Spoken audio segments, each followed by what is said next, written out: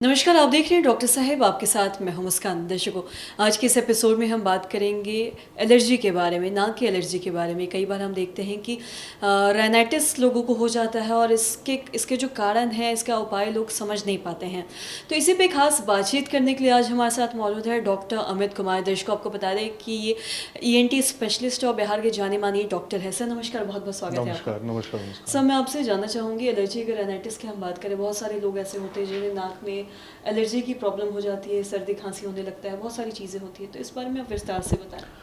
देखिए, allergic rhinitis की problem common है आजकल। एलर्जिक राइनाइटिस जो होता है वो बेसिकली होता है किसी भी प्रकार के एलर्जी के कारण। एलर्जी नॉर्मली लोगों को धूल और धुएं से होती है। सबसे कॉमन चीज़ें जो होती हैं धूल और धुएं से, धुआं होता है। उसके अलावा किसी भी चीज़ से एलर्जी हो सकती है। जैसे हमारे घरों में कारपेट होता है, कारपेट में जो धूल जम जाती है उससे एलर्जी हो सकती है।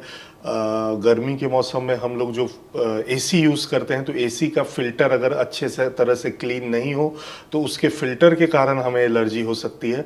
एलर्जी की प्रॉब्लम जब होती है तो सबसे कॉमन चीज़ होती है बेतहाशा छींकें आने। 10, 15, 20 बार लगातार छींकें आती हैं, जो कि बहुत ही डिस्टर्बिंग होता है। आपके वर्क प्लेस पर, घर में या कहीं भी ऐसे छींकें आने लगे तो डिस्टर्बिंग होता है। उसके अलावा आँखों में इचिंग, नाक से बहुत ज़्यादा पानी आना, गले में इरिटेशन, ये सब इसके और बाकी सिम्टम्स हैं। नाक और आँख में खुजली होना, ये सारे सिम्टम्स इसके होते हैं। ये काफ़ी परेशान करने वाला होता है। नाक में ऑब्स्ट्रक्शन, नाक जाम हो जाता है क्योंकि बहुत ज़्यादा पानी निकलने लगता है और नाक के भीतर के चमड़े में सूजन आ जाती है, जिसके कारण हवा जाने का रास्ता नहीं मिल पाता, जिसके कारण नेज़ल ऑब्स्ट्रक्शन भी होने लगता है। कई बार सर दर्द वगैरह चालू हो जाता है। तो इससे बचने का जो तरीका है, सबसे कॉमन जो बचने का तरीका है वो ये है कि जो आसपास की चीज़ें हैं जिनसे हम कॉमनली एलर्जिक हो सकते हैं, उन चीज़ों को अवॉइड करना चाहिए। जैसे धूल और धुएं में अगर हमें पता है कि हम उससे एलर्जिक हैं तो कम से कम उसका एक्सपोजर होना चाहिए। मास्क लगा के बाहर जाएं, कोशिश करें। घर में जो AC का फ़िल्टर वगैरह है उसको ठीक से क्लीन हमेशा करें, ठीक है। हमेशा घर में अगर हम रह रहे हैं तो हमेशा जहाँ पर डस्टिंग हो रहा है वो ओपन में डस्टिंग ना करें, उससे दूर रहें। ये सारी चीज़ें अगर करेंगे तो मोस्टली एलर्जी को हम लोग अवॉइड कर सकते हैं। बाकी एलर्जी की जो प्रॉब्लम होती है वो हमारे ब्लड में कुछ ऐसे रिएक्शंस होते हैं जिसकी वजह से होती है। तो इसलिए ऐसा नहीं होता कि हम कुछ दवा खाएं और पूरी तरह एलर्जी मुक्त हो जाए, एलर्जी फ्री हो जाए, ऐसा नहीं होता है। तो इसके लिए जो हमारा टारगेट होता है एज अ डॉक्टर, हमारा टारगेट होता है ये समझाना पेशेंट्स को कि आप एलर्जी मुक्त दवा खाने से नहीं होंगे।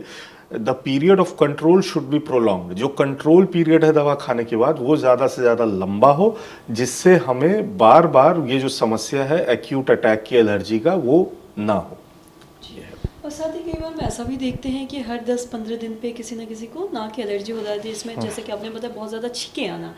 तो लोग जाके किसी भी शॉप में या किसी भी केमिस्ट के पास कोई भी ऐसे दवाई खा लेते हैं एलर्जी का। तो ये सब खाना कितना सही है? देखिए, एलर्जी की जो नॉर्मल मेडिकल से जाकर के दवा खा लेते हैं वो नॉर्मली 1 या 2 दिन की दवा खाते हैं। विभिन्न प्रकार की एलर्जी होती है, उसको क्लिनिकली डायग्नोस करना पड़ता है। इस तरह से सीधे जाके दवा खा लेना इसका उपाय नहीं है। किस कॉम्बिनेशन में दवा मिलनी चाहिए, कब क्या कॉम्बिनेशन देना चाहिए पेशेंट को और कब किस कॉम्बिनेशन को चेंज करना चाहिए, ये विस्तार से आपको कोई डॉक्टर ही बता सकता है। आपके लिए सजेशन है, जब भी आपको एलर्जी की प्रॉब्लम हो कृपया डॉक्टर से ज़रूर मिलें और उनकी सलाह अवश्य लें। और एलर्जी की दवा कभी भी 1, 2 या 3 या 4 दिन में ख़त्म नहीं होती, इसका ट्रीटमेंट लंबा चलता है। एलर्जी की दवाओं के अलावा, टैबलेट्स के अलावा कुछ नेज़ल स्प्रे और कुछ प्रिकॉशंस हैं जो आपको आपके सिम्टम के हिसाब से डॉक्टर ही बता पाएंगे। सर, बहुत बहुत शुक्रिया तमाम जानकारी देने के लिए।